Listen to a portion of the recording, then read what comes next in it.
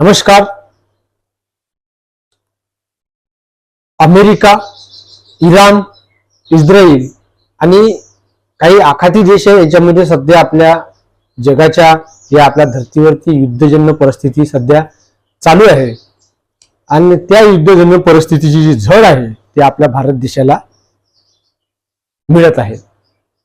त्यासाठी ज्या देशांमध्ये युद्ध चालू आहे त्या देशामधून आपल्या देशामध्ये गॅस पुरवठा, पेट्रोल, डिझेल, हे जे अन्नधान्य आहे, जे जीवनावश्यक वस्तू आहे, फ्रुट्स आहे, काही सुकामेवा आहे, यांची आयात आपल्या देशामध्ये केली जात होती. पण त्या परिस्थितीमध्ये सध्या युद्धजन्य परिस्थिती असल्यामुळे आज त्याचा जो परिणाम आहे तो आपल्या देशावरती होत आहे. आणि त्यासाठी आपल्या देशामध्ये जीवनावश्यक वस्तूचा पुरवठा हा कमी प्रमाणात पुरवठा होत असल्यामुळे आणि आपल्या देशामध्ये कमी पडत असल्यामुळे, गॅस कमी असल्यामुळे, एलपीजी गॅस आहे, सिलेंडर गॅस आहे, याचा पुरवठा कमी असल्यामुळे काही जे साठेबाज लोक आहे जे साठवणूक करतात आणि त्याच्या दाम दुप्पट, तिप्पट, चौपट अशा पद्धतीने ते ब्लॅक मध्ये विकतात.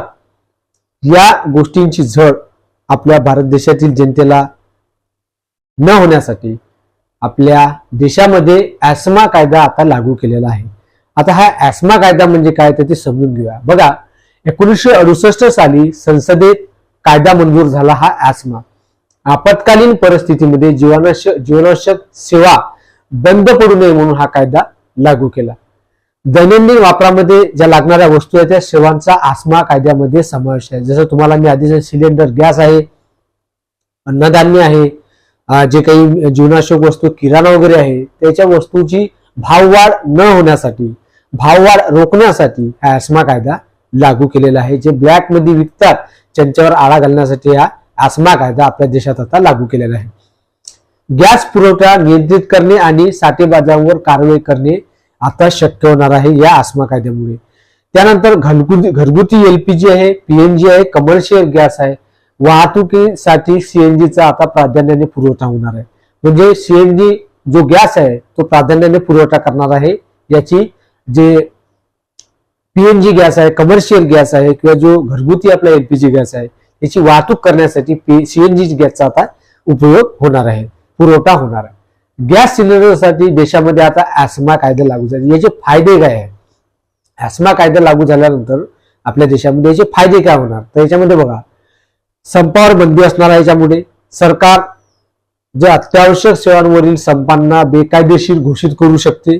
त्यानंतर अटक आणि शिक्षा करू शकतात. जे बेकायदेशीर संपात भाग घेणारे किंवा चेतावणी देणारे जे कर्मचारी आहे त्यांना वॉरंट शिवाय अटक करता येणार आहे. त्यानंतर त्यासाठी त्यांच्यासाठी 6 महिने ते 1 वर्षापर्यंत कारावास आणि दंडाची शिक्षा होणार आहे. त्यानंतर बळतर्फ आणि निलंबन सुद्धा याच्यामध्ये होणार. संप सुरू ठेवल्यास शिस्तभंगाची कारवाई आणि निलंबन किंवा बळतर्फीची कारवाई जी आहे ती केली जाऊ शकणार आहे या ऍस्मा कायद्याच्या अंतर्गत. त्यानंतर सेवा पुन्हा सुरू करण्याचे आदेश सरकार देऊ शकतात. सरकार कर्मचाऱ्यांना तातडीने कामावर जाण्याचे किंवा कामावर परतण्याचे आदेश या ऍस्मा कायद्याअंतर्गत देऊ शकतात. कायदेशीर संरक्षण मिळणार आहे. या कायद्याची अंमलबजावणी करणाऱ्या अधिकाऱ्यांना स्वेच्छेने केलेल्या कृतींसाठी कायदेशीर संरक्षण या कायद्याअंतर्गत मिळणार आहे.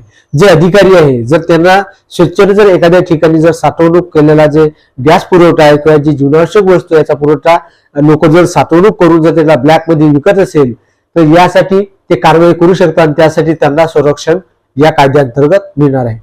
हा कायदा आपल्या देशामध्ये 6 महिन्यासाठी लागू असणार आहे, परंतु सरकार 6 महिन्याची अवधी अजून वाढवू शकते. त्यामुळे हा कायदा 6 महिन्याच्या अवधीने वाढू शकते. किती राहू शकते तर हा या परिस्थितीवर अवलंबून आहे की आपल्या देशामध्ये जीवनावश्यक वस्तू आणि गॅसचा पुरवठा कधीपर्यंत आपल्या देशामध्ये म्हणजे पुरवठा असणार आहे. आणि त्याची जी झळ आहे ती जनतेला न होण्यासाठी हा ऍस्मा कायदा आपल्या देशामध्ये लागू झालेला आहे.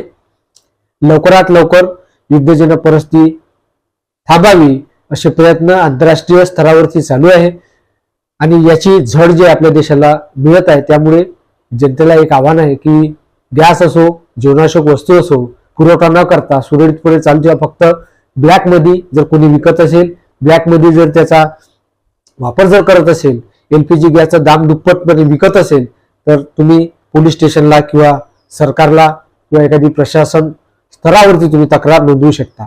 ओके, अशा पद्धतीने हा आस्मा कायदा आपल्या देशामध्ये लागू झालेला आहे. पुढच्या व्हिडिओमध्ये अजून भेटूया. मी अमित आडी इथंच थांबतो. ओके, नमस्कार मित्रांनो.